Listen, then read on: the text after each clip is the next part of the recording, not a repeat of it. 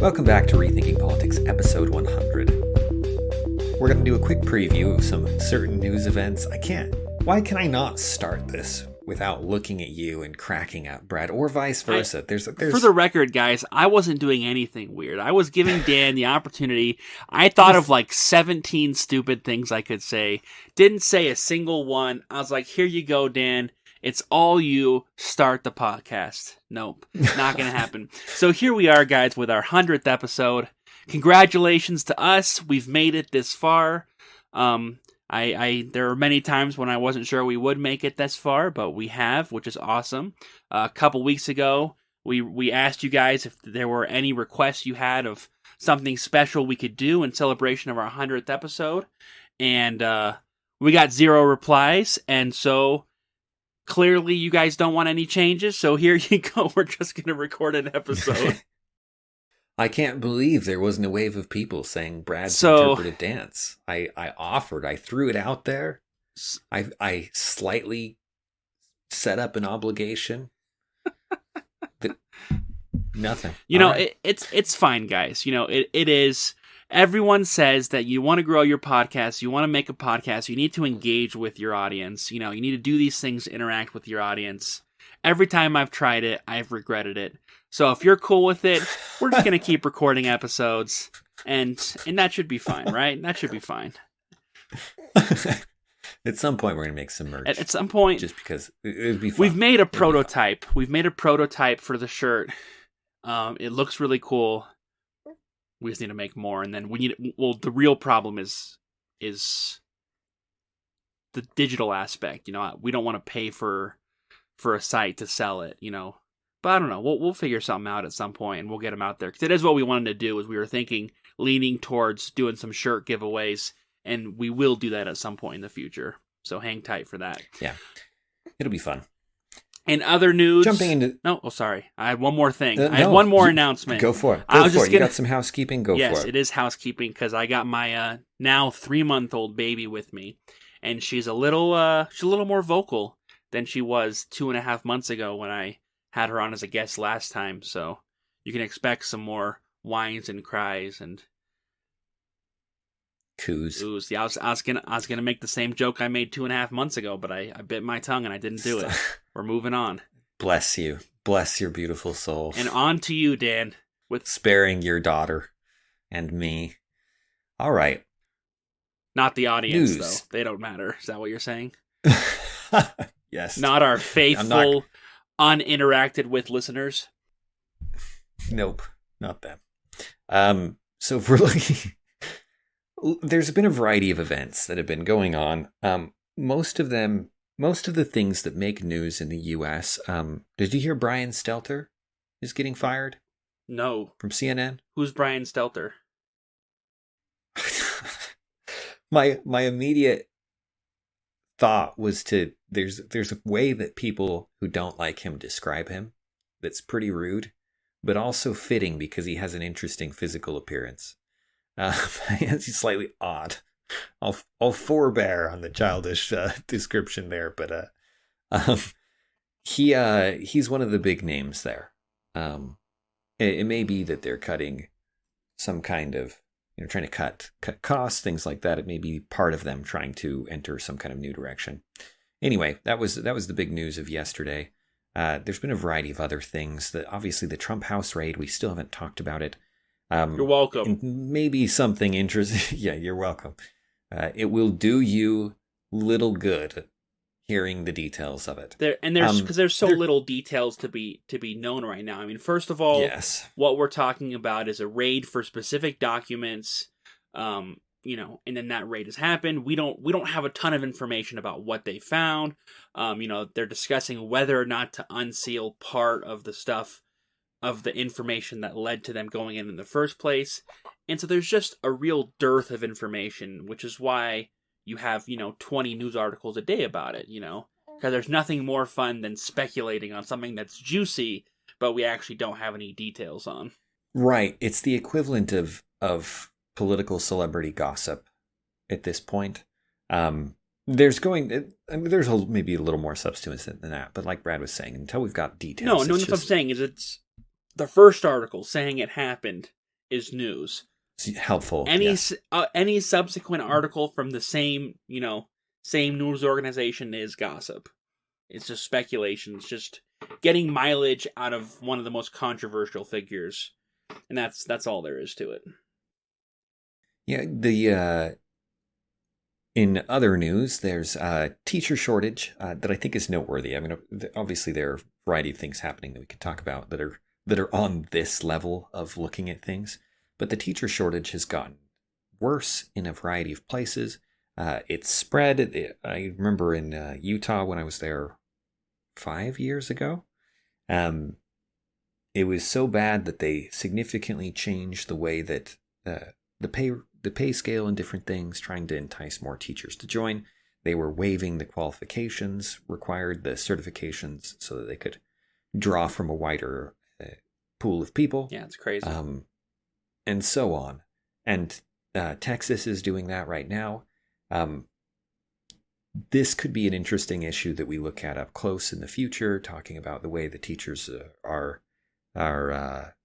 paid and how that pay scale is determined and what the costs of schools are and those kind of things. We've looked at public school in some facets before. We haven't looked at this particular side of it and get into some of the economics of it in the state irregularities and differences. But it's interesting because it's an obvious problem that affects a ton of people, but isn't really being solved or handled there. If the licensure and things are important, then having teachers that don't have them is a problem. Mm-hmm. And you've got to work out the pay. You've got to work out something here. And I just don't see. You can look at the cost of schooling compared to outcomes in schooling across time. Sometimes this is described as the failure of public schooling in one graph. Is often what this is. How this is as labeled. As the cost goes up and the outcomes go down. Slowly decline. Yeah, it's the cost at a crazy rate increases. Anyway, and finally, of the things that we're going to mention here before we get into our primary topic, we're in a drought. This is some related. Of us have known this for a while. Dan just found out recently. What's funny is this is the kind of thing I hear about and ignore because I have the good fortune to live in the United States, which is one of the countries, and I'm not directly working in agriculture. Nor am I in a place where water shortages are causing changes in laws, or requiring you to turn off water and whatnot. But this is extremely relevant because Brad and I were talking last episode about food shortages and the various climate policies. Yeah, we should have been more clear when we were talking about food production that not only do you need fertilizer for food production, but you also need water. Yes, in case this is news to you, turns out this is important. The number of farms in the United States, which is the number one exporter of food, or producer, not just exporter, but producer of food. I'm pretty sure it's both. The U.S., there are a significant amount of farmers. How bad is the drought and what is the impact on farmers? Well, 37% of farmers are killing some of their crops. They determined that it's a waste of resources to continue cultivating these crops because they're not going to reach maturity and give them a yield. So it's more cost effective to simply kill them at this stage, just plow them up. And they're selling off livestock, particularly cows, because taking care of them is too costly. I guess maybe it's related to the fact that they're going to be losing income from other things. I guess I'm not clear exactly on why they're selling cows. Yeah, how the cow selling is related to the drought. It's related to the drought, because the plant aspects make sense. You have 100 acres of alfalfa and you only have enough water for 70 acres. You spread that water over 100 acres, you could lose the whole crop. Instead, you plow up 30 acres and just water what you can afford to water. That makes sense. The cow thing, I don't know. But who knows? Maybe it's the water consumption for raising cows is more than we think it is, Or Yeah. maybe it's Yeah, maybe it's indirect. maybe it's indirect. Either way. Yeah, it says the article claims it's farmers in Texas is, quote, farmers in Texas are being forced to sell off their cattle herds earlier than normal due to extreme drought as water sources dry out and grass burns There you up. go. They have their own drought. food supply. They're not buying hay. They're just grazing their cattle. They're grazing them. And I forget that in Texas they have enough land they can do that. Space everywhere. It's a big country. I was thinking of the modern cattle ranch where you're mostly, importing your food supply, but no, that makes sense. That's right. It's interesting that of note, this is particularly sad. If you've been to California, Northern California sad. In particular, you've been to Northern California. I spent years there. You'll see a lot of fruit and nut orchards. The joke is always, this is the land of the fruits and nuts. California is the land of the fruits and nuts. No wonder it's sad. Anyway. I thought you were going to tell a joke. These kind of orchards are very expensive to get going and very difficult to maintain. It takes years before they start bearing fruit, and then they bear fruit regularly, right? It's a long-term investment. Very high investment, yes. Yeah. 50% of farmers in the state said they had to remove trees due to drought. California being particularly hit hard by the drought. In fact, they've been in a drought for, it seems like, 20 years, and I think it's actually close to that. Depending on how it's measured, they may have had exceptional years between then, but they've had problems for a long time. Water shortages in California are absolutely an issue. So when Brad and I were talking last episode about how, the famine that may be that is in the making, it is in the making. I keep saying it may or may not be because we may or may not feel it. And I always, if an American doesn't hear a tree falling in the forest, then it didn't happen. Just, Uncle Sam's cat, Schrodinger's cat. Yeah. There's Uncle Schrodinger, I guess. Should be Uncle Sam Schrodinger. No one knew that his first name was actually Sam, or that he was a relative, but thus it is. But the famine in the making is unlikely to affect the U.S. all that much, was the claim we had made. I still think that's going to be true because we're just prosperous enough that we'll divert other things, we'll import food and whatnot. But the fact that our production is being hit hard, it's going to be much worse for us than I initially would have guessed, or at least it could be much worse for us, right? It's hard to tell with numbers like this, right? They're telling us that this percent of farmers are being affected. We don't know what degree they're being affected and what crops exactly. We don't have the details, and we'd have to process a lot of information to really get into it, but it's at least a very bad sign.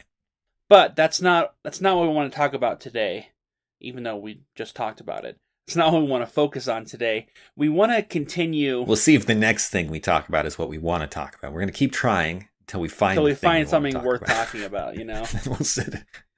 We're like, what'd that buy us? We're throwing darts at a wall. There's a target there. We keep hitting the wall, missing the target completely. Hey, leave them on the other side of the curtain, Showing off our process. The funniest part about that idea is that we must have accidentally acquired these facts, right? We it was unintentional. We didn't want to.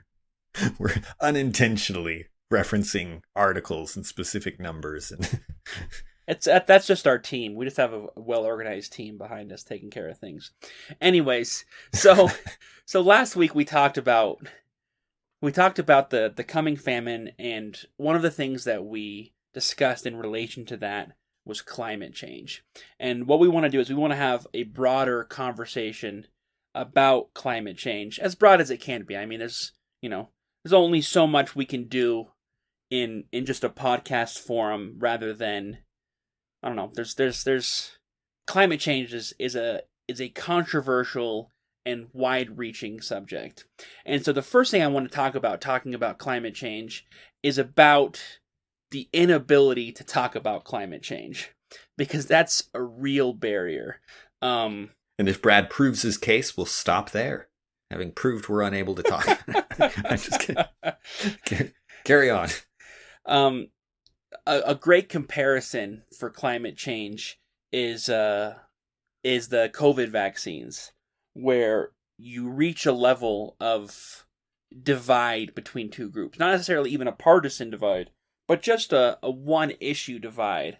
And you reach a point where it's impossible for people to talk about it. And that's something that's really happened with climate change. You know, fundamentally, you have the two groups. You have people who say climate change is a real thing and we have to fix it at all costs. And then you have the other group that say climate change isn't a real thing and isn't really an issue. And that gets translated into climate change or not climate change. And that's the debate, and that's the whole argument.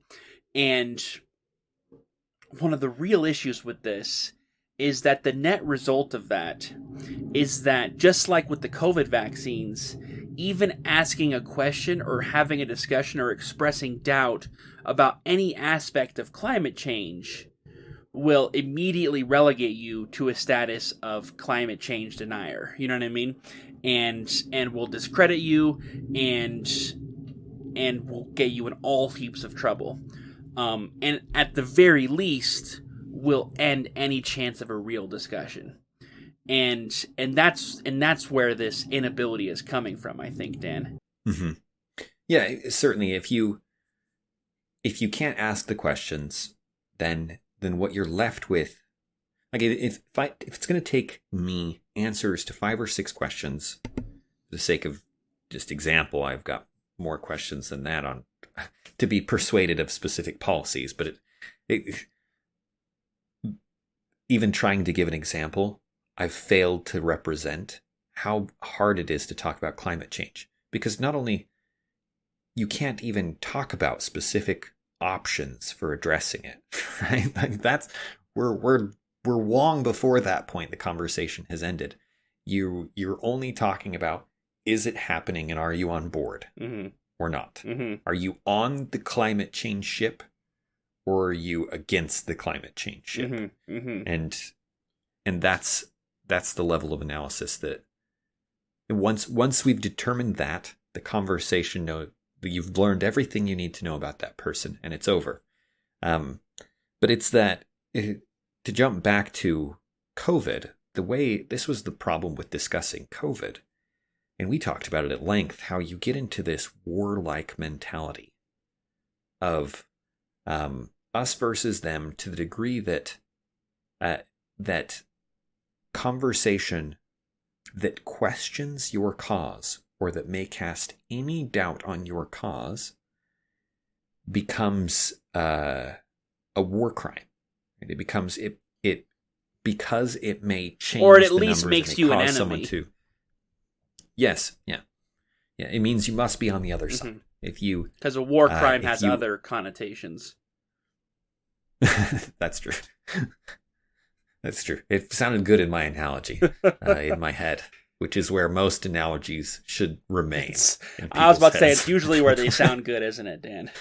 It is. Prior to release from your mouth or review from peers. But it's that same partisan. You mentioned the word partisan. It's often associated with partisan politics today. This warlike mentality where to question your side is to help the other side, and thus is something you're not allowed to do. Mm-hmm. It's really interesting with climate change because it's a complex scientific phenomenon that understanding would take a lot of questions and discussion. Mm-hmm. And we're going to preempt that, and we're going to say, no, are you on board? Then we'll go forward. Yeah, and usually how it goes is like this: is the questions have already been asked and the answers have already been found. And that's often what you'll hear with climate change, where it's, there are thousands of scientists who have looked at the data and they've all come to the same conclusion. And so all we need to do now is get on board with those conclusions. You know what I mean? And if that doesn't remind you of the COVID rhetoric, then I don't know what does. But part of the reason people feel that way is because there has been a long, long train of climate change. I mean, there's no other word for it, propaganda, that we've been inundated with for decades now. I mean, great examples of this: An Inconvenient Truth, A Day After Tomorrow, which is my personal favorite. I enjoyed that movie as a kid. I watched it fairly recently. I watched it like 2 months ago. I had a great time watching it. That's a good movie. Yeah, it's not bad. But those movies and the ideas that came with them have actually had at this point, a generational effect. Because anyone under 30 has basically been raised in a world where climate change is an accepted reality. And that includes me. Dan, you're technically over that line, but it's close enough. I keep forgetting how old we are now. I say under 30, and I'm like, we're well below that. Not so much anymore. Not so much anymore. Our friendship is not frozen in time, but once we were well below that. Yes, so if you look at the way that people talk about it, there's an interesting. G.K. Chesterton has this passage that I should just memorize at some point in my life, where he talks about how if you have things that you believe and you have your reasons that you believe them and it's clearly fleshed out, then you can walk and you meet someone else who believes something differently and they have their reasons and it's clearly lined out. You two can walk right up to the line of your disagreement and you're safe. You can actually talk about the line, right? Because you can see that everything up to here, I'm sure, and here's where the slight point here, this is the edge of my knowledge, this is the edge of what I'm confident in, and we can talk right there, and it's okay. I'm not threatened by that, because I know the ground behind me is secure. But this isn't this defines that as that's what reason would look like. But if what you're using is prejudice, then your only defense when someone disagrees with you is to get out of earshot as soon as possible. And he describes the modern disagreements as people moving as fast as they can to get away from each other while shouting that they're confident and that they know the truth. They figured it out and they're running out of earshot. Well, and I'm glad you brought that up, because I was going to bring up that on the other side, because you have this propaganda, you have this wave, you have this ship that you have to get on.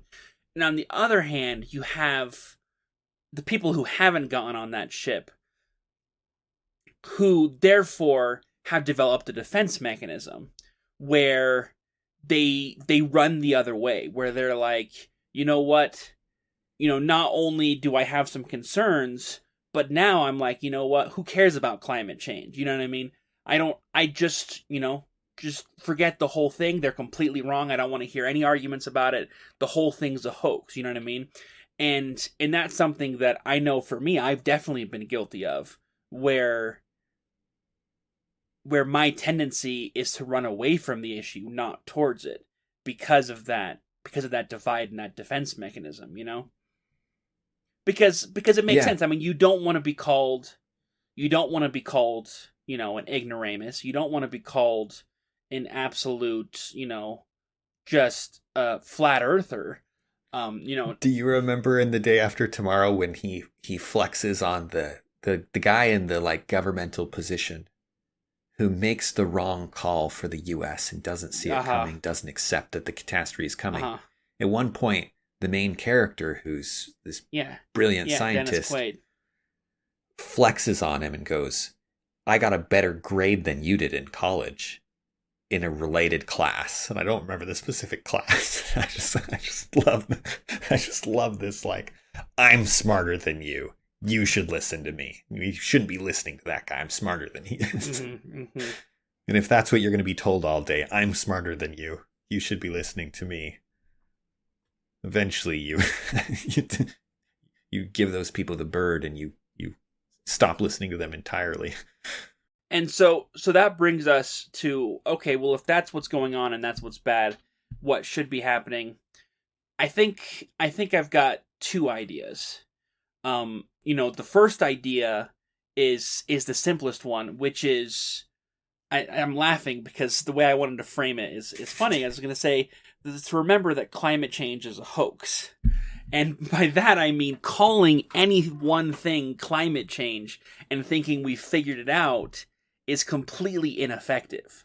You know what I mean? You can't be for or against climate change. You can't be on the boat or on it, because what we're talking about, I mean, something we talked about before when we talked about economics, but now we're talking much broader. When we're talking about the Earth and everything on it and how all of those things interact and what that does for the Earth and everything on it, it's a very complicated issue. You know what I mean? It's incredibly complicated. And when you read studies and evidence talking about actual climate change data, you'll see a lot of that nuance and complication, because it's not black and white. I mean, first of all, figuring out what is happening and the causality is complicated. And then second of all, figuring out what's going to happen in the future is much more complicated. I mean, look at our ability to predict weather on a daily basis, something that we've devoted, a ton of time and energy and data gathering and all this into, and something we still struggle with. You know what I mean? We've gotten so much better at it, and that's just local predictions are difficult. When it comes to worldwide predictions, it becomes much more difficult. And so we need to understand there's some nuance and it's not as black and white. And that's helpful in opening up that discussion. And so if you're someone who has some concerns about climate change, and you want to have a discussion, I think that's the first step, is saying, hey, I'm not saying this whole thing's a hoax, but what is it exactly? What exactly is happening? What's the latest data on it? Because the numbers that were put forward in an Inconvenient Truth have come and gone. You know what I mean? Those numbers clearly were wrong. You know what I mean? So we can't act like those are the concrete numbers and nothing's changed. No, those numbers are dead and gone. What are the real numbers now? You know what I mean? We can't keep talking about the whole U.S. being covered in water. We can't talk about the whole world ending in 100 years, like in the day after tomorrow. You know what I mean? We need to talk about what is actually happening and what the current predictions are, because they're changing. Because there aren't 1,000 scientists who have come together and have one answer on climate change. No, there's 1,000 scientists who agree with some vague statement that goes like, climate change is real. You know what I mean? And that doesn't really mean anything. And people are impacting it. Yeah, exactly. You need more than that to come up with a game plan. And so if we're going to do something, we need to have a logical game plan. And so the first question is, well, what is happening so we can even figure out that game plan? Yes. And this is the scientific question. And this question is most people's views, most people who believe in climate change and who push back against climate change are arguing about old ideas. Like you mentioned, they're arguing about data from 20 years ago at best. Mm-hmm. If you look at the world authority per se, I don't know enough about the ins and outs of various reports to know if there might be an alternative that's more respected or equally respected, but the Intergovernmental Panel on Climate Change is, as far as I know, considered the authority, and they release a regular reports, and you can look at their reports, and they will say things like, "This is what we think is happening.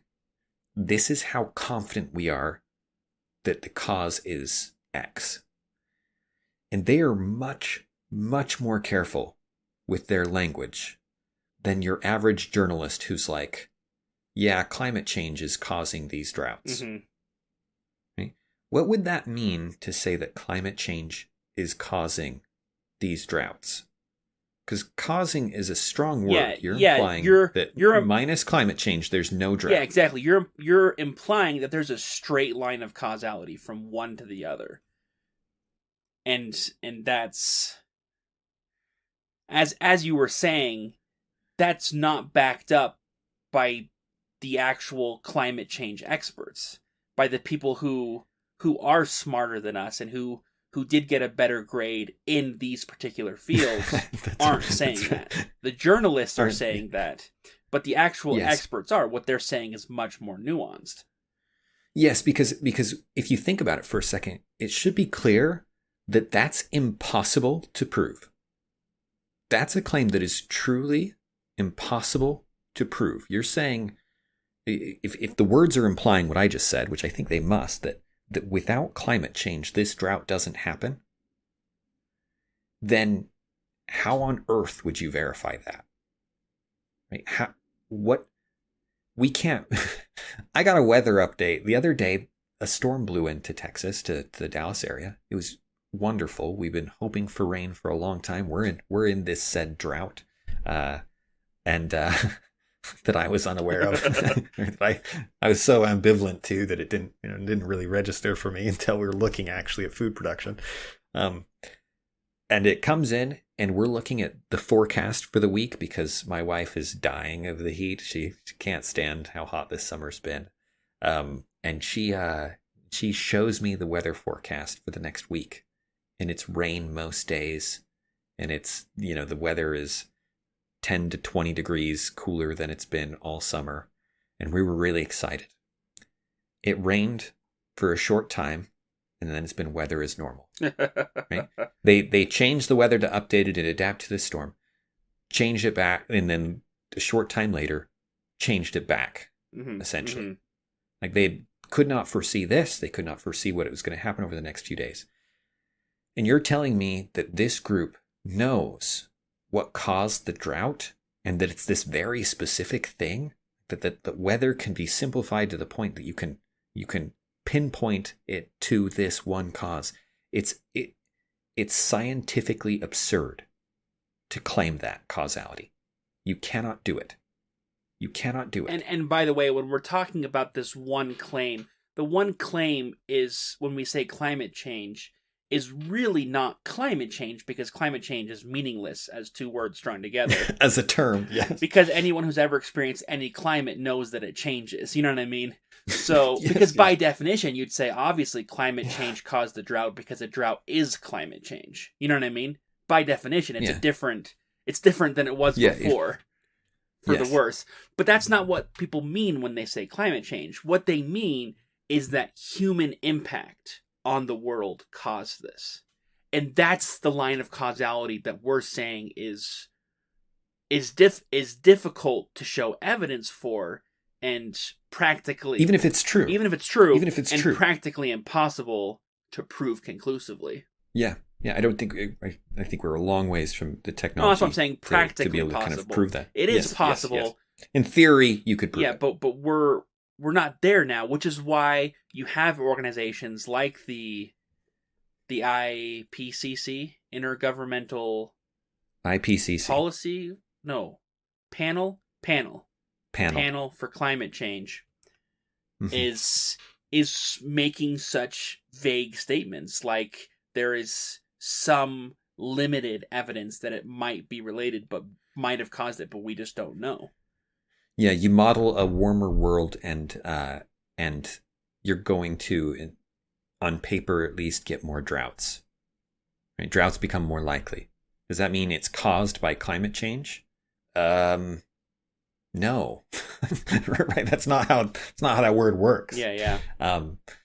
But anyway, part of the problem is, I hope you can see it. If you've been listening to us for a while, I hope you can see that there is political language all over this thing. And political language is not meant to clarify. Scientific language is. For science, you want fine distinctions. You want to break it down into as many pieces as is necessary to get all of the pieces, to get all of the factors, to get all of the things that go into it. That is exactly the opposite of what a political cause does under standard political science of how to move things forward and get votes and support. And you're exactly right, because what's happening here with this story where you have someone saying, hey, we know this drought is caused by climate change, and then you go to the source and they're like, yeah, we don't know that. People listening here might be thinking, and I know people who read that article were definitely thinking that, yes, obviously, climate change caused this drought, because we've been told for decades that climate change, in other words, human impact on the world, is the cause of all bad environmental things. Therefore, I know that this drought was caused by climate change. And so, first of all, if you're reading the article, you have no interest in looking for evidence, because why would you look for evidence of something you already know? It's a waste of time. You know what I mean? And second of all, if you hear, okay, they can't prove it, and you say, oh yeah, here this podcast are saying they can't prove it, well, that doesn't matter, because we all know that's what's happening. It's an accepted truth. It's an accepted reality. And really, when it comes down to it, that reality is based off of, like I said, things that were said 20 years ago that were political more than scientific driven, because An Inconvenient Truth is not a scientific movie. You know what I mean? The Day After Tomorrow is not a scientific movie, no matter what Dennis Quaid likes to tell you. They were both politically driven. They were ideologically driven, and so they were dramatic. The Day After Tomorrow was at least admittedly so, but a lot of people thought that An Inconvenient Truth was just sincerely data-driven, but no, it was designed to be inflammatory. It was designed to be exaggerated. It was designed to get a reaction, and it was understood that it was a necessary obfuscation of the truth in order to get action. Because the argument is always made, and this gets back to that war mentality, that yes, the data is a little bit more vague, and the data is not as bad as we keep saying it is. The actual scientific data on climate change. But if we tell people that, then they will stop caring about climate change, and they won't do anything. Therefore, what we need to do is fudge the numbers a little bit, and you can do that pretty easily, because you can do it without even outright lying. You know, you can take a very low probability and write a vague article that strongly implies straight causality, which people are expecting anyways, and therefore believe. Bing, bang, boom, problem solved. You get your political action, and you fix the problem, and you get political points from it as well, you know? Which just makes so much sense as a line of action, right? Why people would do this. And I hate it. I hate it with a passion. This is why one of the things that people will no doubt think as they're looking at this, we're not climate scientists, right? You're not? But, I don't I thought you had all the degree. Answers. I am a climate scientist, Brad. I don't have any formal recognition, and I've never taken a formal class. You're like, I've never done any work on it. but sure. You and Al Gore. But sure. But what's interesting about it is that I've read enough science, and more importantly, enough politics to be able to say, this is politics. And a lot of what passes for science here is politics, which doesn't mean the science isn't there, right? Which doesn't mean that climate change as a meaningless name chosen for political reasons, that climate change as the scientific ideas under it aren't there. That's not what I'm saying. I'm saying that, and that's not what Brad and I are implying. What we're saying is that there's a political movement over the top of it that significantly distorts any facts underneath it. And if you're not aware of that, then you're going to be reacting to the political movement rather than the scientific information. Rather than the actual data underneath. Yes. And so one of the ways to identify this is to recognize that there is a language for science, and there is a language, and by language here I mean English. Maybe vocabulary is a better term. Okay, Brad, proving my point. Maybe a vocabulary, maybe a style or a flair or a manner of speaking or a way of going about this. That's how we begin. Tell 'em, honey. Pre-recording. Pre-recording, we always channel a little of that.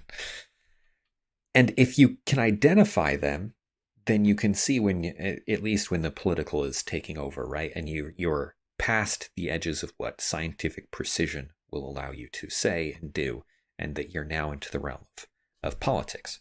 And so first off, if you want to discuss climate change, you need to get at the level of the science.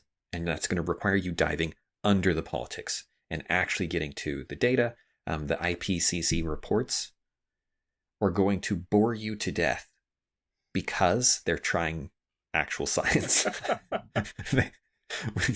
You can debate the science there with them, and that's fine. But they've there's a 50. I think the latest report is 3,000 pages. It's constantly citing specific studies and things to back up its claims. And then there's like a 50-page report that's separate for political people. and I haven't read it, but I hope it's as bad as I think it is. that it puts it in the language they can understand, which is something like switch to renewable energy at all costs or something. You know what I mean? Something that's actually not a scientific claim at all. Okay, Dan, but not even to be devil's advocate or to channel our audience, but I'm sitting over here and I'm like, I'm not going to read a 3,000 page anything. No. Anything. I don't care what it is. There's nothing I like enough to be able to read a 3,000 page report on that thing. I feel sorry for any legitimate scientist who specializes in that field and is therefore forced to read that to stay on top of their field, Or worse, the studies and the studies under it, right? You'd pick a narrow specialty within the climate thing, and you would know all the studies that are being cited. And this is why academia is not the career of choice for most people. And so as a solution, diving under the waves of politics in order to get at the ocean of knowledge that is the actual scientific data on climate change sounds about as effective as free diving in the Marianas Trench, and so what do you got for me, Dan, as a solution that's taking everything that's said politically at face value, but doesn't require me to devote my life to scientific study of climate change? Yes. This is you're right to slow it down to that because this is a valid concern. Speed it up. Right? We can't. I'm getting bored of the report. Don't slow it down anymore. Don't turn it into a 6,000 page report. Yes. So, obviously, unless you want to become the expert, you need a guide. But make sure your guide is not a political figure that's drinking the political Kool-Aid. And part of that is this is why being able to identify scientific language and distinguish it from political language or political vocabulary in the way that it works, in the way they push people and try and influence people through politics, as opposed to scientists talking with each other. Find a guide that will speak with scientists, right? That can speak the language and will speak with people who disagree with them, because scientists will do that. Scientists will discuss the data and information. Yes, you're not going to be able to get in at the level that they are, but you're going to get in. But you can get in past the level that the politicians are at, and that will make a big difference in how nuanced your view is. But there's other parts to this, right? If we're going to consider the climate change, part of the issue is we need the scientific language and the people who can speak it to be speaking to each other and having an actual debate. Now, how much of that it goes before the public eye is going to vary. I was about to say, for all we know that's happening right now, it's just not making any waves. You know what I mean? Yes. And it's probably happening to a larger degree than the other conversations at the political level are happening, but it's not happening nearly to the level it should be. The debates between people who believe in scientists who are 100% on board with the politics and other people is just but not are really actually happening. Discussing and arguing the realities, because as we stated before, it's not.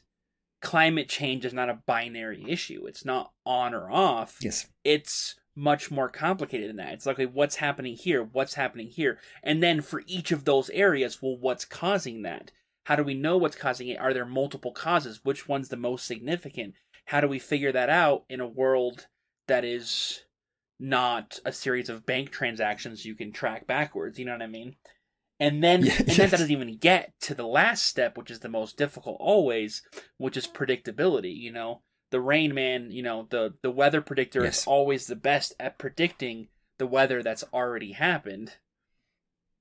Predicting the weather that Yes. hasn't happened yet is the most difficult.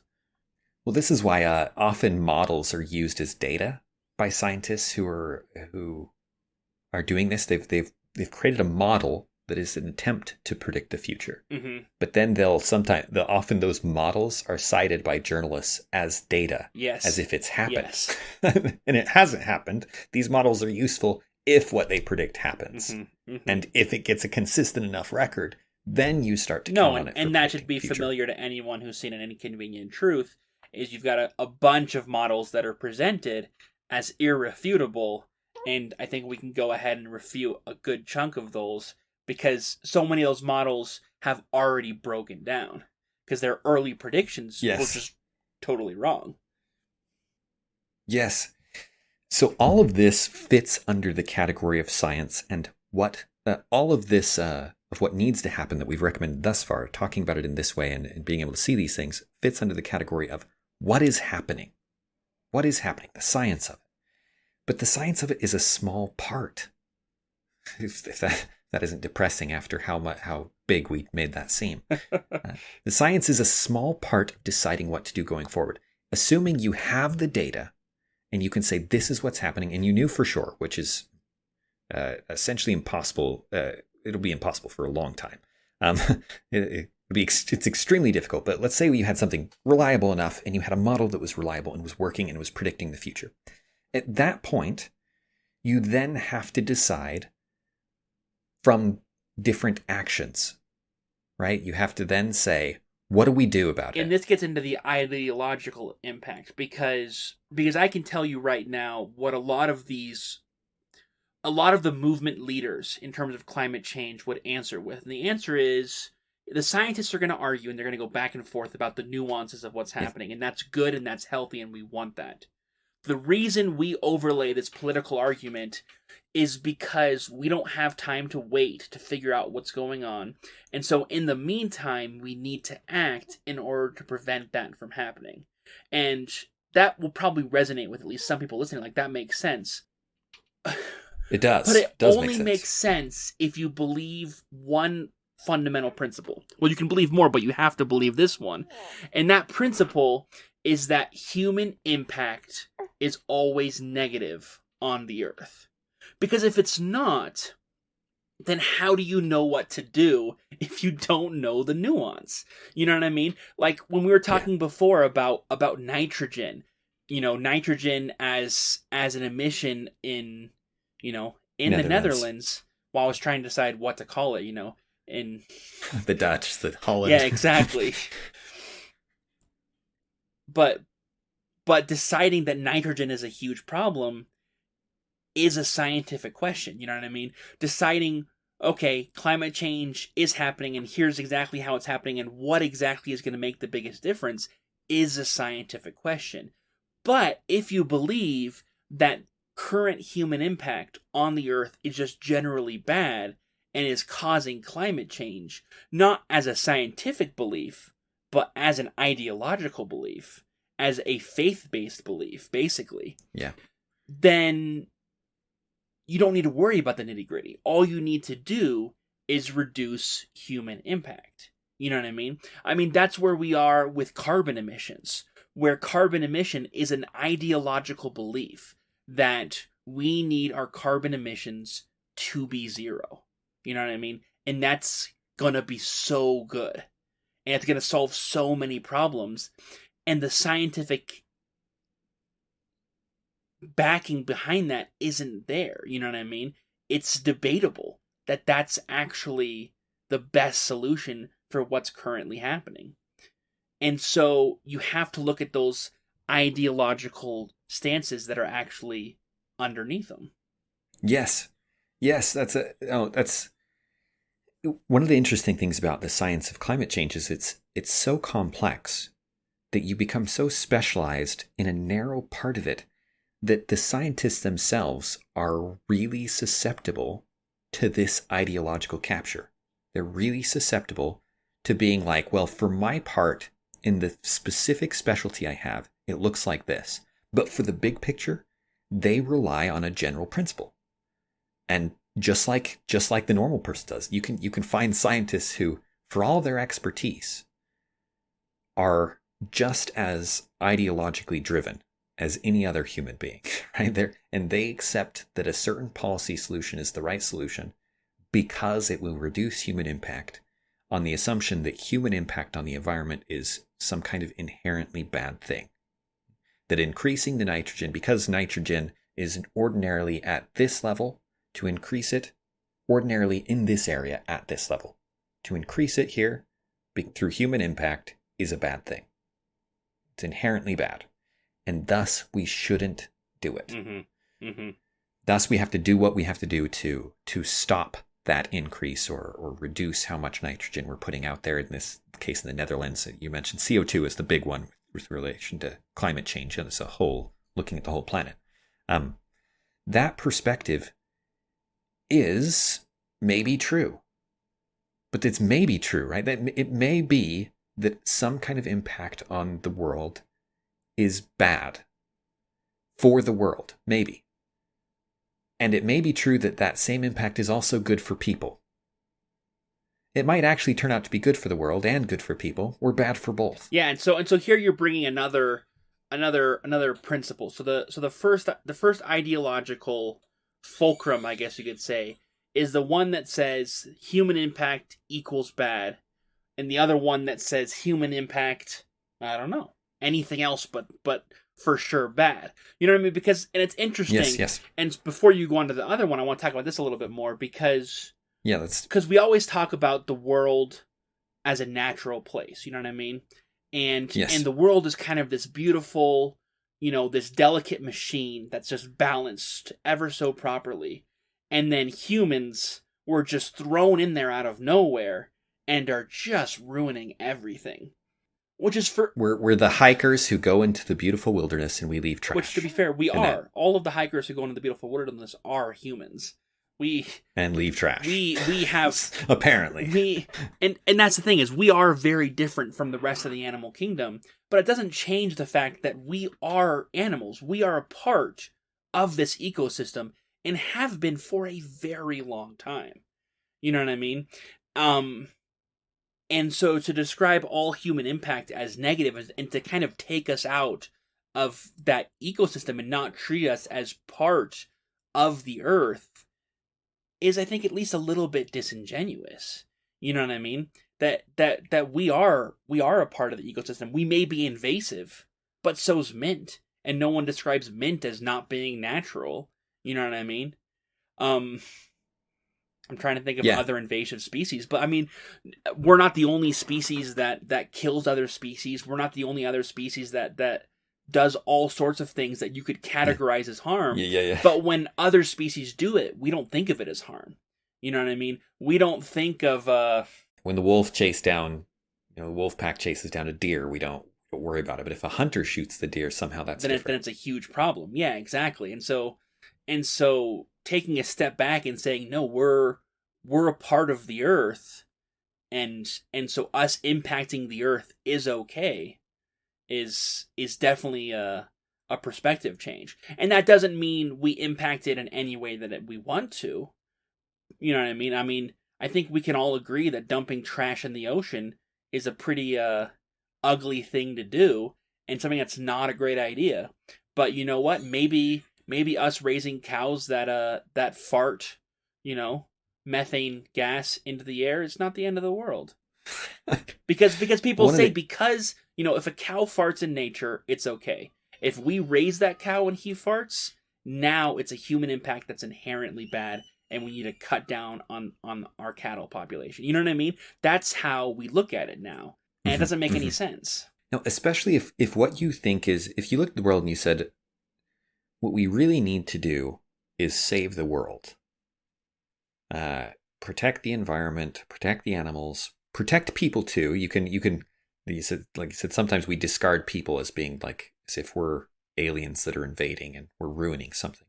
But even if you include people, there's a different perspective where you could say, actually, I think people are the case you didn't know that humans are people.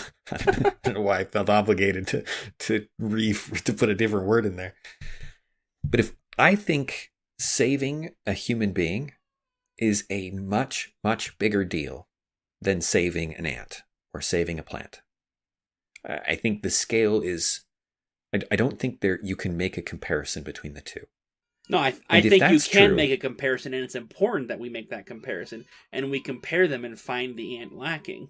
And find the, yeah. Because that's what comparing means. That's what I mean, but yes, you're right, you're right. I don't think you can say the two are equivalent in value. And that if your moral theory of humanity puts humans so low that we're anywhere close, then our disagreement is not about the science. It's about how we value human life. I value human life at a level where I'm willing to build a house so that I can live comfortably. And I'm very comfortable with that. Yeah. And that even means understanding all the displacement for other creatures. Right. I'm comfortable owning a car.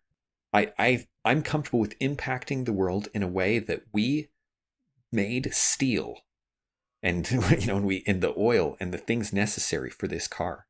And that I would like there to be more cars so that the poor people who are really struggling in third world countries have better transportation and more access to all of the benefits of trade that would come with transportation, right? That's a very different valuation. That's a valuation that puts me in a position where I'm interested in balancing the environment to the degree that it hurts people if we do it wrong. Throwing trash in the ocean, in the long run, probably hurts people a lot. It seems like a bad idea. It's killing the fish, right? This is probably not the right answer. There are some inconvenient things we need to do because in the long run, it's better for people. No, and from a more naturalistic perspective, we are, I mean, in terms of hierarchy, we're an apex predator. You know what I mean? We're, and we have been for a long time, long before we had technology, if not an apex predator, depending on where we are located, because we're located worldwide. You know what I mean? There's a few cases where we had some competition, but for the most part, for a long time, humans have been the apex predator, where there was no other animal that was relying on humans as their source of meat. You know what I mean? There was no... Yes, which to some degree puts us outside of the food chain, outside of the hierarchy. Well, no, that's why, it's an apex predator. The apex predator isn't being eaten by anybody else. Fair enough. That is what they're only eating. But we don't think of lions as being only negative. They're part of the ecosystem and they play a role. You know what I mean? But if you ask the lion, does he treat all others equally? He says no. If I did, I would never eat any other animal. You know what I mean? Because why should I live when they shouldn't? But no, the lion says, I value my kind above all others. And every animal and species does that. And it's constantly competing. That's the whole thing with, survival of the fittest, is that every living thing has an innate desire to continue living and to propagate their own species. I mean, even plants. That's why plants are always pushing out seeds so they can grow their species and continue to survive. You know what I mean? Even if there's not an actual desire there's at least some kind of mechanism built in. I'm trying to imagine a species that is still around that's like self-destructive. Yeah, it doesn't make any sense. It's like suicidal. It doesn't make any sense. So by definition, if we want to continue as a species, we have to value ourselves above the other species. If we ever reach a point as a species where we don't value our species more than others, we could theoretically go extinct. Yes, we could. And at the very least, we will be making choices that hurt us to benefit other creatures, right? By definition, if we value other things similar to ourselves, then we're going to have to reduce our standing in the world. We're going to have to reduce the things that we're, the impact that we're having. And I should clarify, Dan, that I don't think that people want that. There may be some fringe minority that actually Yes, wants there's 8 billion people to turn into 500 million or whatever and go back to being subsistence yes, hunter-gatherers, where they do act more like lions than humans. You know what I mean? yes. There's enough of them that they start showing up in movies as Yeah, eco-terrorists. exactly. Like there are people who believe that, but those aren't the people leading the climate change movement. Those people are operating under another inconsistent way of viewing the world. I'm trying to think of the proper way to phrase this, because when it comes to climate change, I tend to get heated, and I'm trying to think as clearly as possible and understand that these are people who aren't stupid, who have legitimate ideas. But one of the things that's often forgotten is that everything comes with a cost. You know, government in the action in the United States often seems costless in how we look at it. You know what I mean? We just see the good. I mean, that's what we saw with. What do you want? That's the Yeah, question exactly. people And ask then with we regards do to it. government. I mean, you see that with the stimulus packages we got all throughout COVID. I mean, we're talking more than the federal government's entire annual budget was spent in that same year in 2021 just on stimulus packages. Like, that's nuts. That's nuts.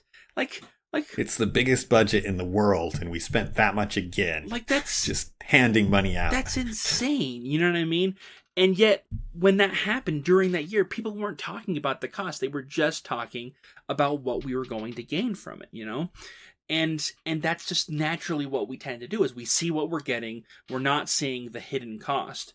But the thing is with climate change, it goes the same way. When we talk about climate change, we talk about a few things. We talk about renewables, electric cars, wind power, which are generally perceived as aesthetically pleasing. Obviously, things that people like, you know what I mean? They're great virtue signalers. So it's an overall positive experience, you know what I mean?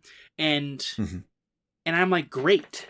You're telling me that we can have renewable energy and we can stop doing any of these things that might potentially be harmful. And we're not sure how harmful they are, and we're not sure about this, but it doesn't matter. If we can just do all these positive things, let's just do them. That's fantastic. Why wouldn't we? You know what I mean? If it really is just better for everyone, why don't we make all these changes? And the answer is because it's not that simple. There's very real economic costs that aren't even being considered. And Dan, you found the best statistic ever that perfectly illustrates how insane it is when we talk about this. We talk about changing the world's energy into renewable energy. Fantastic.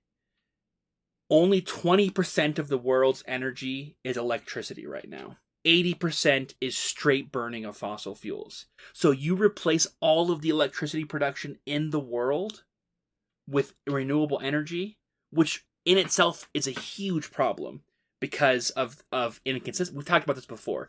Inconsistency in production, no ramping ability, terrible storing ability in terms of batteries, tons of areas where it's not feasible. There's only some areas where you can do wind, some areas where you can do solar. Those are all huge concerns. But even if you get past those hurdles, let's say we go, people start looking at it seriously. They're like, yeah, we're going to do a whole bunch of nuclear energy. It's going to be redundant, but it's so stable. And we're going to look at this and we're going to look at that. And we're going to use the feeder system so those nuclear reactors will actually be renewable because they're not going to be producing any nuclear waste. They're going to keep using it. And we're going to make all of these changes. Great. You have now solved 20% of the problem. What are you going to do about the shipping containers going worldwide? What are you going to do about the natural gas heating we have here in the United States that provides heat for the majority of people in the United States? What are your solutions for these things where electricity has not found a viable solution to fill those roles?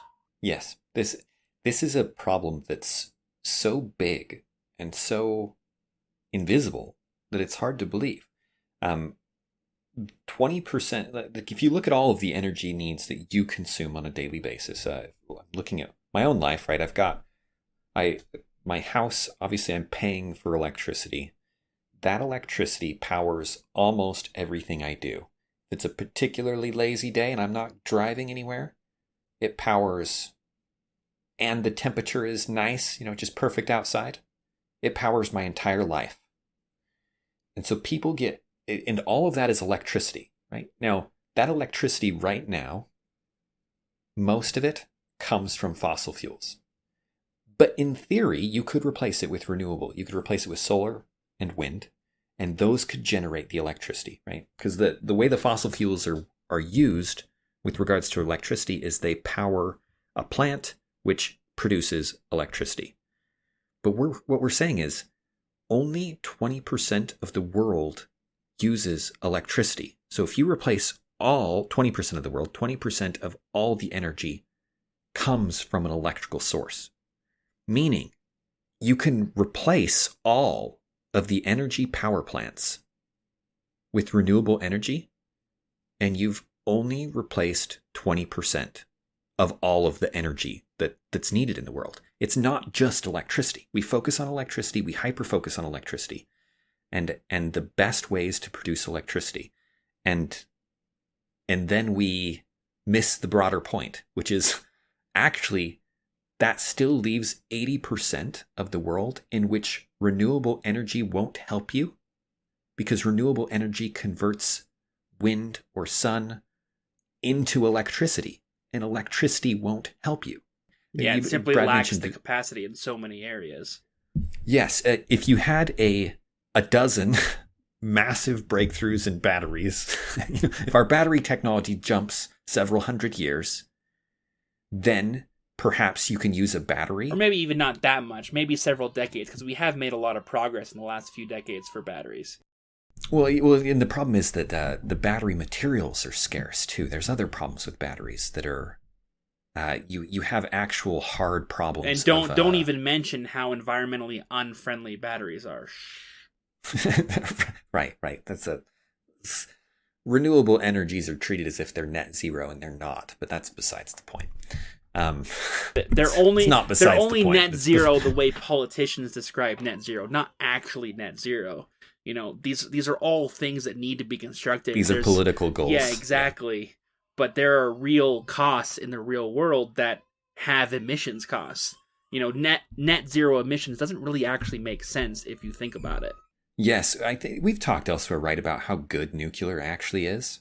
Now, it can't replace everything by any stretch of the imagination, but it could replace quite a few things. It could do a lot more than it's doing now, and that'll take a long time, mostly because of regulations and things. But no, and that's what I was saying is that even people who say nuclear is the answer, which we are one of those, you know, that if you're looking at renewables, look at nuclear.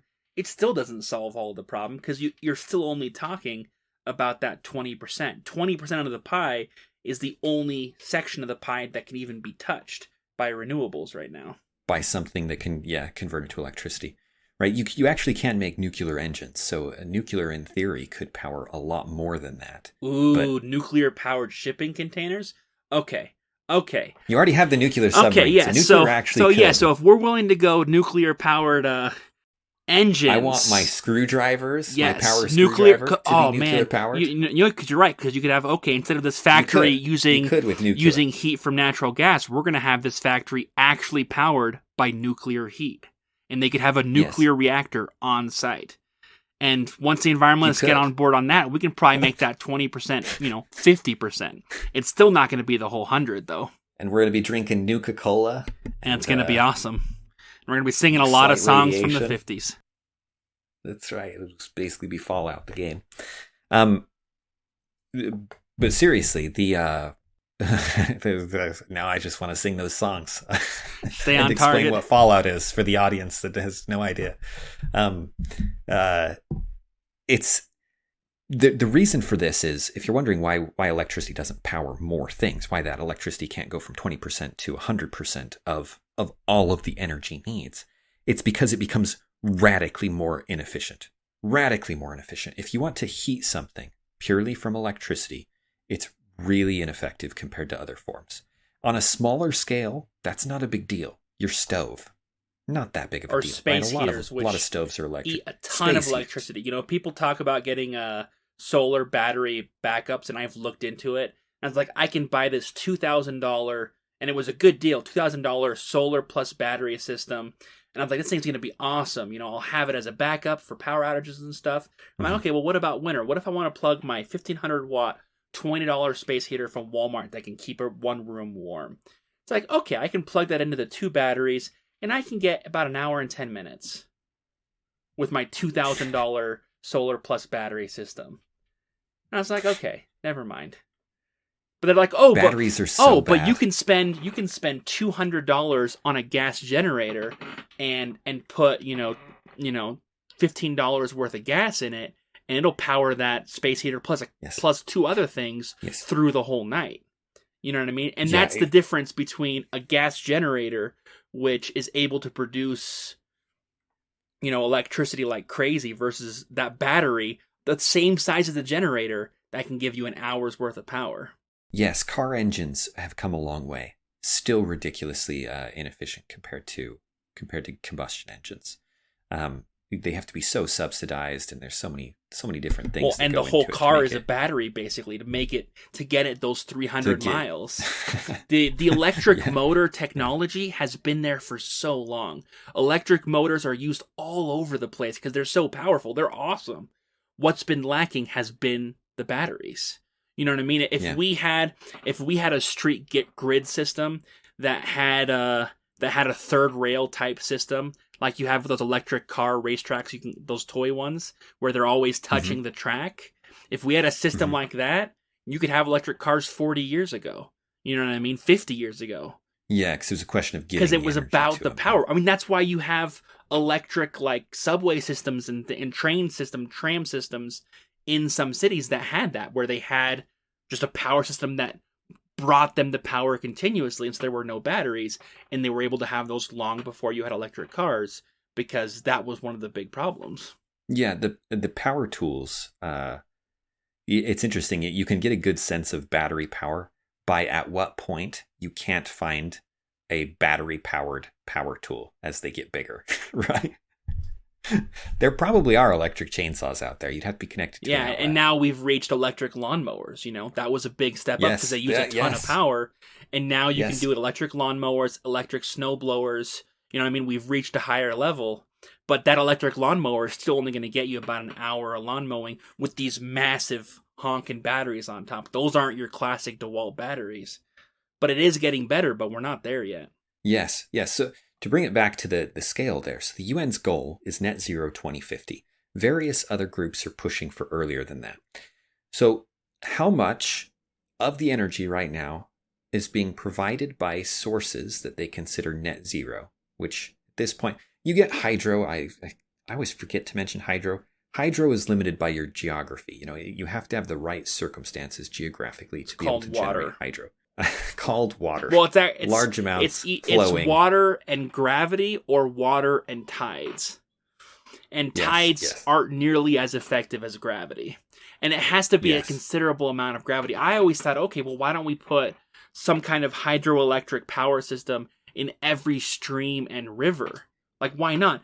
But it turns out you needed it's a certain number of feet over a certain number of distance, because that water basically has to be the equivalent of a free fall in order to get enough power to power those dams. It has to be a certain amount of water, which is why you only have dams in certain areas, and they have to build this huge reservoir of water behind it, instead of just having, because if it didn't have to be that, they could have just put a paddle in the water, not built the dam, not had a reservoir, and that paddle would get pushed. Use the current. Yeah, exactly. It's not how it works. It needs much more energy it's to produce power in significant numbers. You could do a small-scale version of that, but that doesn't do anyone any good. We need something that's going to power thousands of homes, not 2. Yes, hydro is actually really efficient in the right circumstances.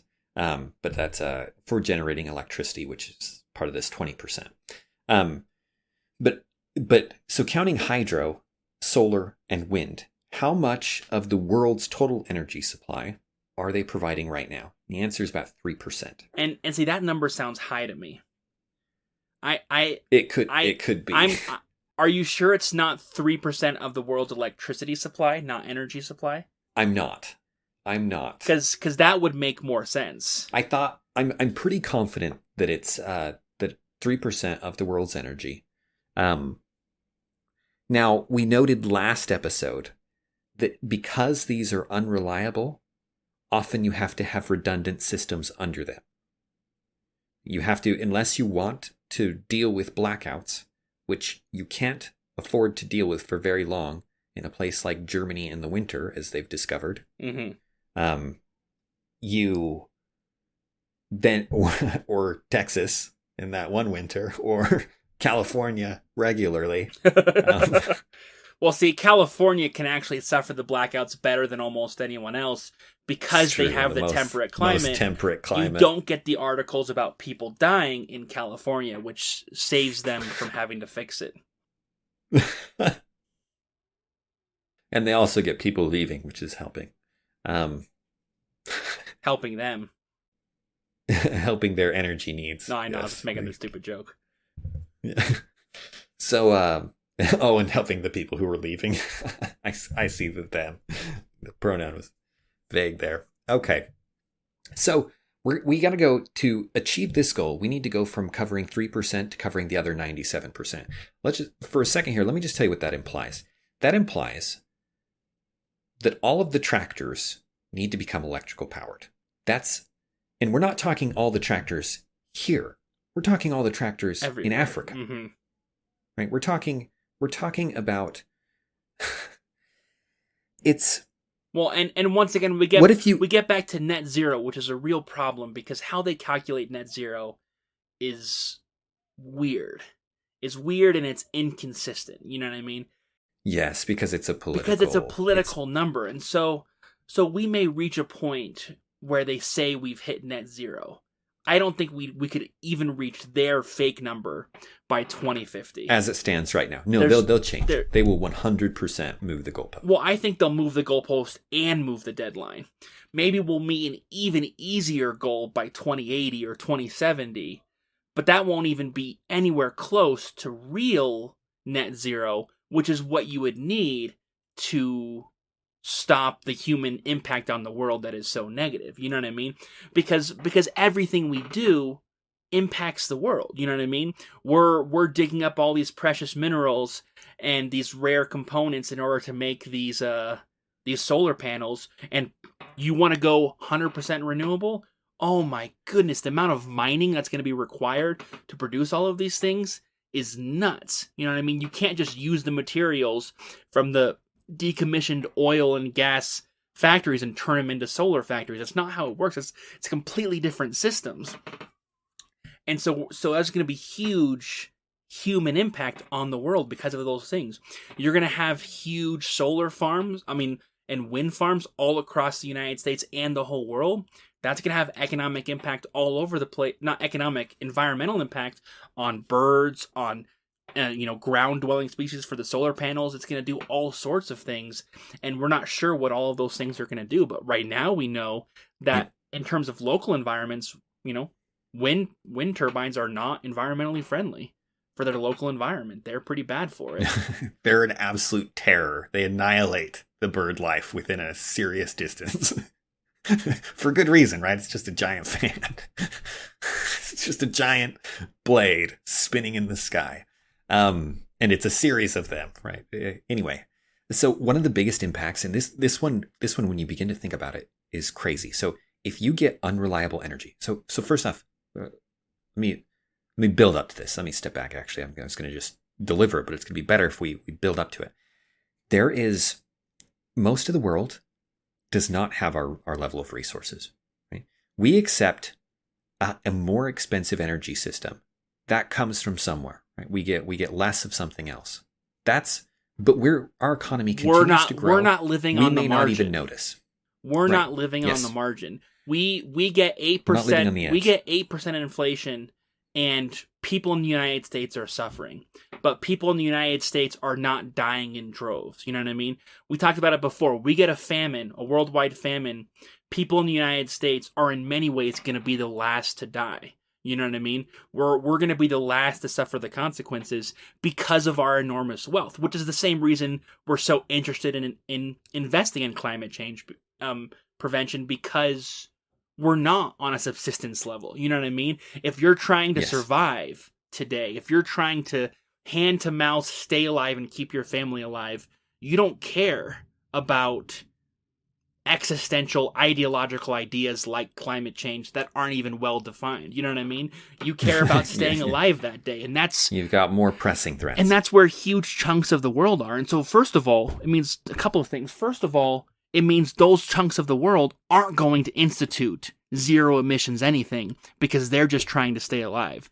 Second of all, so first of all, it means we can't achieve true zero emissions. Second of all, they're the one. Even if we were crazy enough to really try. But second of all, they're actually going to suffer from our reduced efficiency over here in the first world.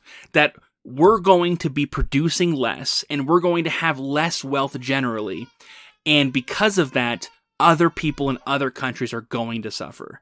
Like, literally, people will die because of climate change initiatives. And so it's not going to be a zero-cost movement, which is why we need to fully understand what the benefits are going to be before we commit to those costs. And that's a real discussion that's just not being had.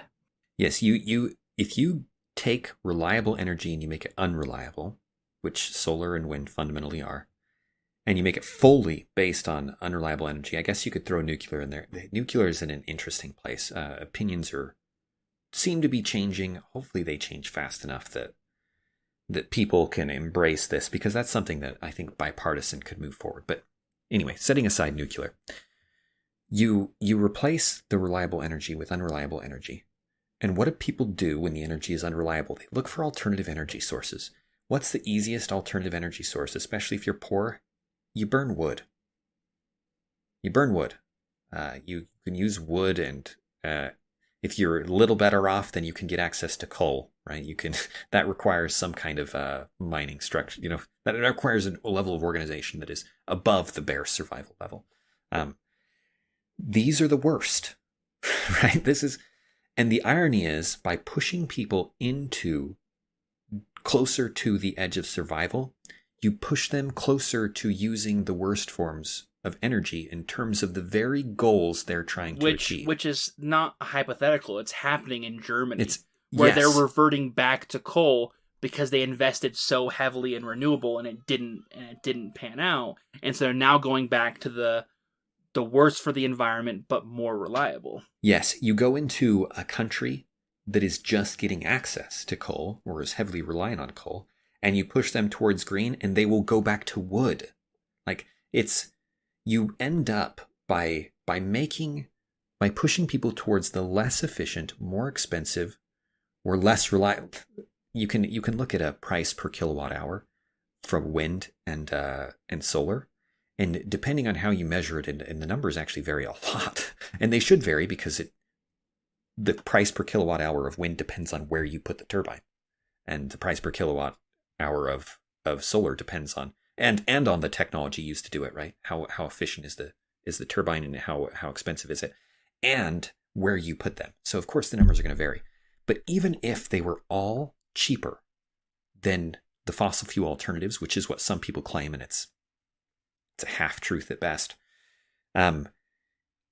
you still have that issue of reliability and its ability to you've no control over how much energy they're ultimately producing. So you get these redundant systems, you get people reverting to other things, and as such, it ends up being more expensive, even if it's only indirectly. There is no world in which solar and wind ends up being cheaper unless we just produce less energy. We just produce less energy, and we have extremely unreliable energy for all of our needs, which means if you say, what's the world like with less energy? It's massively less productive. Our energy is directly proportional to our ability to run our tools, machines, and capital that makes us productive. You get people going from being able to do the labor of 100 people with a tractor, or 1,000 people, depending on the tractor, to being able to do just their own labor. Which means what? Which means food production is cut, which means all of the production is cut by less energy. In the same way that all production is enhanced by cheaper energy. If you want to help the poor, we've said this before, if you want to help the poor, cheaper energy is perhaps the straightest line to it. And we are dead set on making our energy more expensive. And which is going to affect the worldwide energy market and make it more expensive for everyone. So even if we don't force our policies on other countries, we will still by hurt becoming less efficient, the people in those other countries by making these changes. Yes, and it's we if you look at Brad, you were pointing this out before this podcast. If you increase unemployment by 1%, you get here in the US. Here in the US, increase unemployment by 1%. You get a corresponding increase in suicide, there's drug a overdose. Statistical, something you can actually measure where you're seeing there's increases in all sorts of negative outcomes, including death. Like you were, sorry, I cut you off, but no. But I was just excited, but very real costs, and you get an increased number of suicides, you get an increased number of illness, increased number of malnutrition, and all sorts of things that you can actually quantify for every percent you change it. And so so you make the world less efficient, and some people here in the United States are actually going to die specifically because of that policy change. But people on the margins, as you said earlier, earlier, on the margins are going to suffer for it in a number of ways. But in the world, it's going to be even worse. In the third world countries who are already on the margin, where huge portions of their population are on the margin, it'll be much worse. Yes. In all of this, to tie this back to the philosophy idea, these policies are anti-human.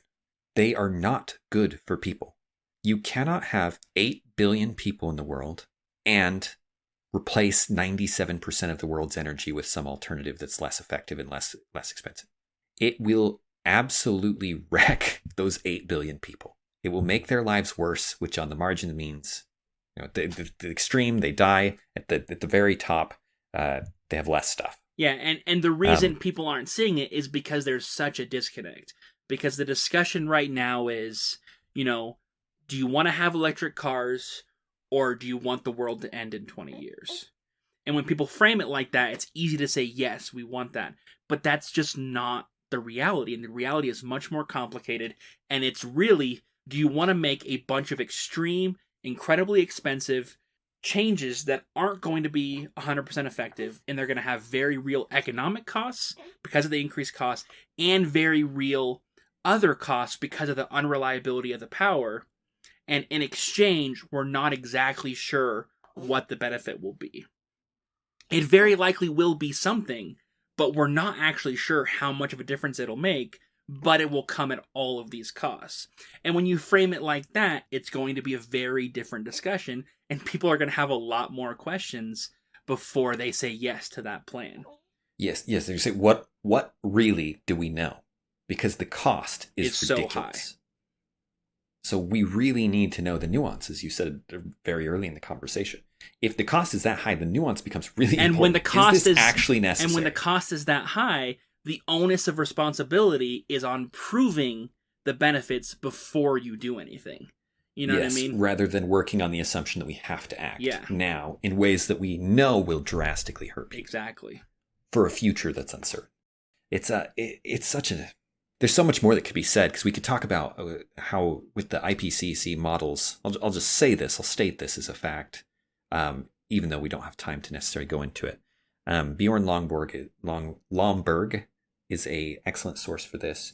He and a team of economists took the likely scenarios given by the IPCC, calculated the cost to deal with the consequences of global warming as they see it as a reality. So assuming the things that the IPCC is seeing are accurate, and acting on that information, what is the cost of preventing it versus what is the cost of dealing with it? So for example, rising water levels, you would deal with that by building up the dikes? Yeah. In the Netherlands, they're called dikes.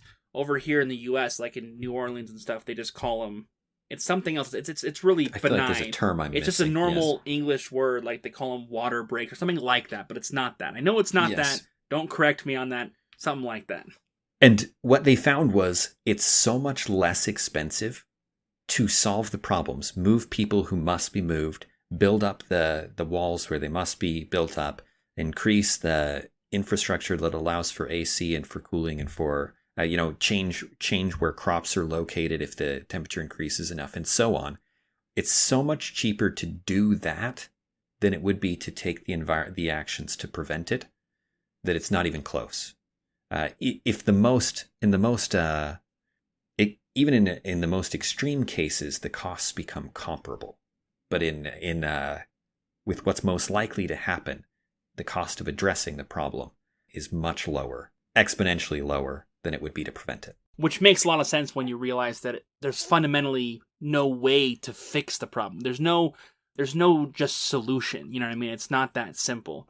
And so what we're saying is don't just accept, Bjorn's plan. You know what I mean? But also don't he's operating with the same limitations of what's going to happen in the future. Don't just accept the climate change Kool-Aid either. We need to be looking at it from a whole new perspective, and we need to remember that, number one, it's okay to be pro-human, and number two, not every human impact on the world is negative, and number three, the world may not be as fragile as climate change experts think it is, which is evidenced by the fact that their predictions continually have been wrong about how quickly they thought the world was going to be destroyed by human impact. Time and time again, the world has proven more resilient. It doesn't mean we shouldn't look at it. It doesn't mean we should ignore climate change. It means we just need to reevaluate what we're doing and how we're looking at it. And that's what we're proposing. Yes, and as a reminder on the flip side, that for people on the bottom, the world is very much trying to kill them. Right? The nature is out to get them. There's diseases, there's all kinds of hardships and problems that they deal with all the time. And the clear solution to helping them, one of them, is to give them cheap energy. Yes, and that's what we're talking about. People who are dying on the margins, they're not dying because the climate change policies are directly killing them. They're dying because the climate change policies are depriving them of things that were made through human impact, leaving them in a state of nature where people naturally die at a much higher rate. You know what I mean? Right. You take away energy, you take away modern medicine, you take away trade, you take away machines, and people just die at a much higher rate. And that's something that we're trying to prevent. That's not what we want to go back to. We don't want to go back to being, cave-dwelling, hunter-gatherers who died at a prodigious rate and barely survived. You know what I mean? That's not a good outcome here. And with that, thank you for listening. This has been an episode of Rethinking Politics. You can find us on all of the major podcasting apps or on YouTube. You can reach out to us at rethinkingpoliticspodcast@gmail.com, or you can visit our website at rethinkingpolitics.podbean.com, where you can support us via Patreon. Thanks, and have a wonderful day.